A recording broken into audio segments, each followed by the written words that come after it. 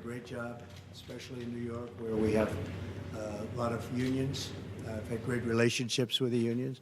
We're with Sean O'Brien, as you know, and Fred Zuckerman, and they're terrific people, great leaders, actually. And I think we had a very productive meeting. Stranger things have happened.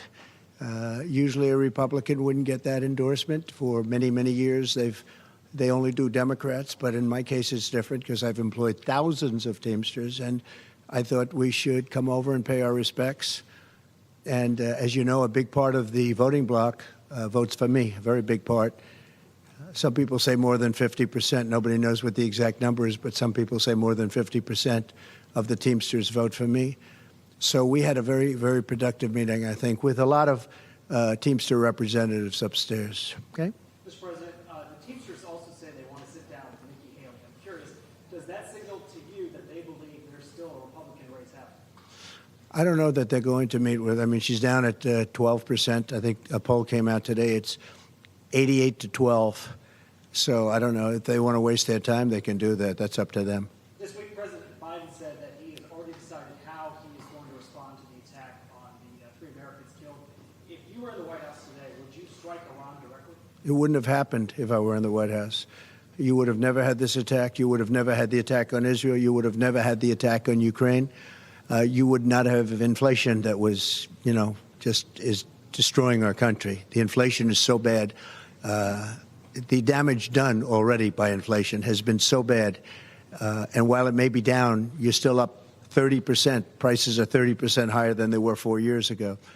And that's a bad thing. So you wouldn't have had any of that. But you wouldn't have had attacks on Israel. You wouldn't have had attacks period. They weren't attacking. I knocked out ISIS. We took over 100% of the ISIS caliphate. That was it. We pulled our troops out. Nobody's done what I did, and you would have had no attacks. Putin would not have attacked, guaranteed, for 2 reasons. The oil went up so high under Biden that they made money by attacking. But for 2 reasons. The other reason is he wouldn't have done it against me. He would not have done it. We used to talk about Ukraine. It was the apple of his eye. He would have never done it.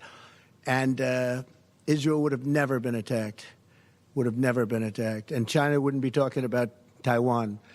So all of these things that, it's so sad to see. And now here we go with the Middle East again, dropping bombs all over the place. It would have never happened. Mr. Trump, is it true that you're considering a 60% flat tariff on China and 10% for all other countries, including pre-existing? Well, I want to bring jobs back to the country. I want to bring jobs back to the United States. We were doing that under the Trump administration at a level like nobody had ever seen. We saved the steel industry. Now U.S. Steel is being bought by Japan.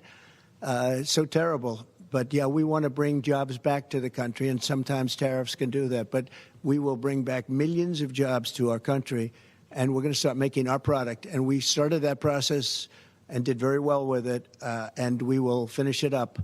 But right now, a lot of the progress that we made, whether it's on the border, because we had the safest border ever, and now we have the worst border ever. And I mean anywhere. There's never been a border like this ever in the world, what's happening at our border.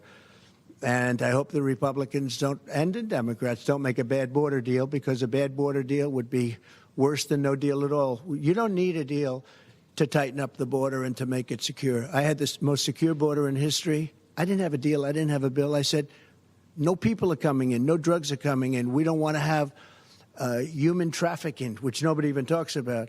That is the number one. You take a look at that border today, human trafficking is up 114%, they say. 114%. You wouldn't have that. We were working so hard on human trafficking. It's a horrible thing. You think of it as sort of an ancient crime. It's not ancient. Because of the Internet, it's a tremendous money for the people that do it, a tremendous moneymaker. None of that, you would have had none of that. And now you look at what's happening, the numbers are astronomical. And drugs, too. Drugs pouring in through our border. And you have the right to close up your border. You don't need bills that complicate it and make it to a level that nobody's going to be able to do it. And the minimum was 5,000 people a day, if that can be right. It's hard to believe that can be right, but they were negotiating to allow 5,000 people a day. That's a tremendous amount. Nobody wants to have that happen to our country, and they're still not going to know where they're coming from.